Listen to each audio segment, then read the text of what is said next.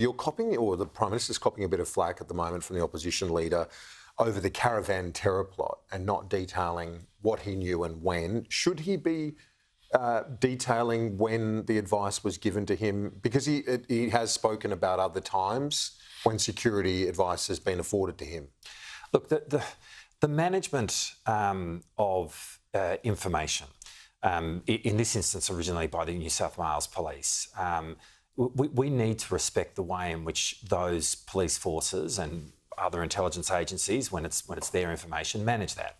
And there's good reasons why that information is at times kept out of the public domain. And when people are briefed and what they're briefed on, really this does get down to the operational, and there are moments where it's important that stays out of the public domain. So the Prime Minister is absolutely entitled to and right in not putting that out in the public domain. And the one person who really should understand this is the Leader of the Opposition. He's a former Home Affairs Minister. He's been responsible for the Australian Federal Police. So are you saying it's a case-by-case situation? So on some occasions you can say, I received this information on that day for these reasons, but on other matters, you need to keep the cards to your chest. And of course that is the case, and that's reflected in the way in which police forces and agencies maintain their own information. There are times in which police forces do put information out into the public domain for good reason.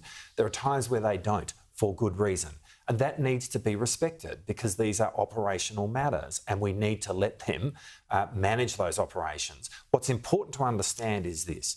The Australian Federal Police have a task force which is focused on combating anti-Semitism. That's Operation Adelaide, and that is reflected in task force which exists in a number of the state polices around our countries. That's important to know. It's important to know that our police forces are being properly resourced in respect of those task forces, and they are. And it's important to understand that our police forces are working very closely together, coordinating in respect of what they do, and they are. And what underlay, the preparation of that caravan is obviously bigotry and prejudice and malevolent intent, and that has no place in our country, and we must condemn it. We also should recognise that this was a plot that was foiled, and our police forces are doing their job, and we need to let them do their job. And this should not be a matter which is politicised. And the fact that the Leader of the Opposition is walking down this path is deeply disappointing.